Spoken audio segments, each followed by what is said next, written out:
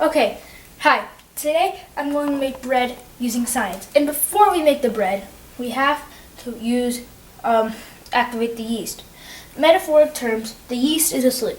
And we have to wake up the yeast by adding sugar and warm water.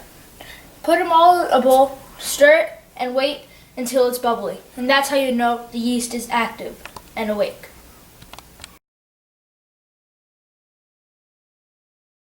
Okay, first we have to put in the yeast. So I'm going to get this yeast, which, come on.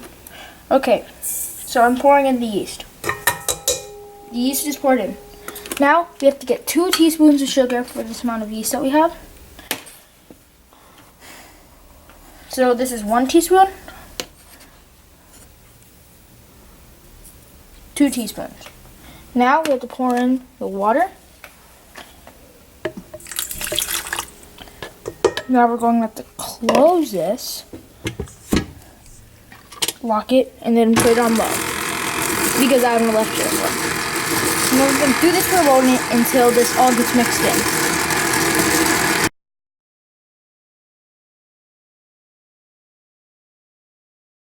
Okay, as you can see, the yeast is bubbly, and so we're going to add the rest of our ingredients, which is flour, seasonings, and olive oil.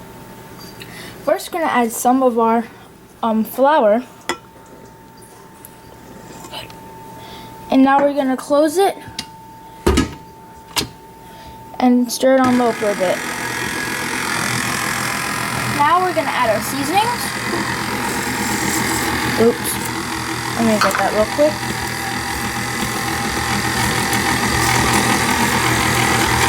And then olive oil. And now slowly we're going to keep on adding flour until it is blended.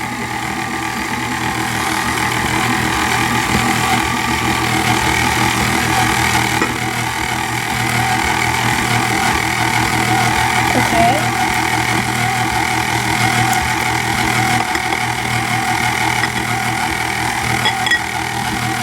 Now we're just going to wait until it's blended. Oh, and of course, I forgot to mention, add 3/4 a cup of water, which blends all of this together.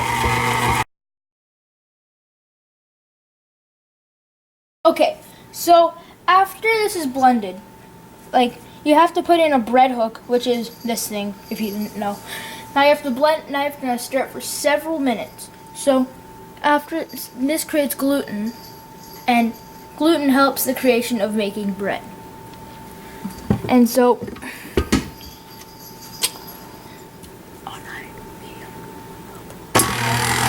and put it on low. And you have to do this for several minutes, like I said.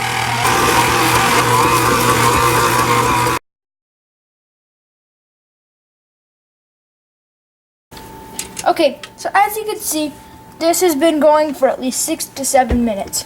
So what you're going to do now is take it off the hook, as you can see right here, and put it into this oiled bowl. As you can see, oiled. Then flip it over, and then, oh, I forgot to mention, put it in the ball. Good enough. Okay, so now you're going to put it in a bread-proof oven for an hour, and I'll come in an hour to see if it rose or not.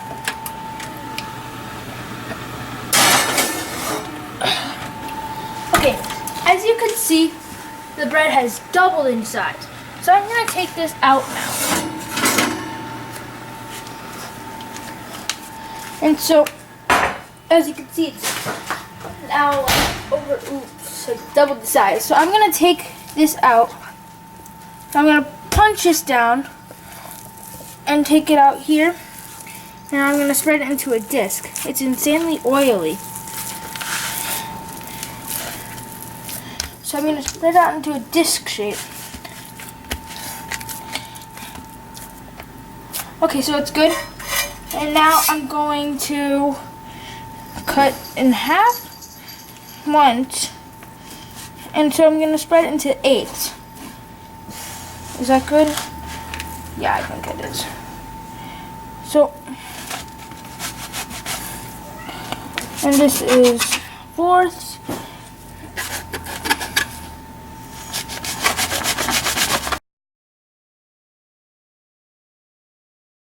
Now I'm going to put oil. I'm going to brush it on to the dough, and that keeps it moist so it doesn't dry out.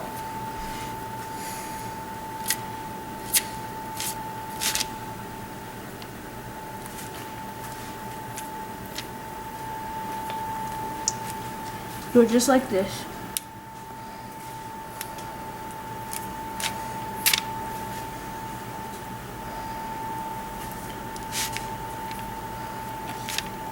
That's good. Now I'm going to put each of these trays back into the oven.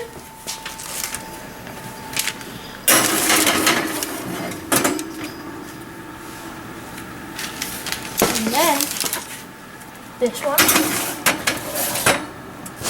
And now I close the oven. And now we're going to wait another hour. So it could rise even more. Well, as you could see, it has doubled in size yet again, showing that the yeast is working. I'm going to set this up here, and this, and I'm going to heat it up to 400, and I'll put it back in when it's up there to bake.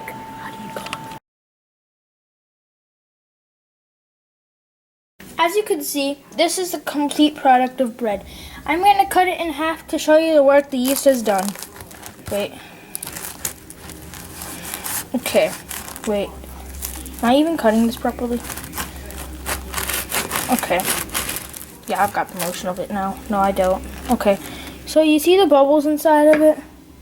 This is the work that the yeast has done. It's what made the bread rise and what made it delicious.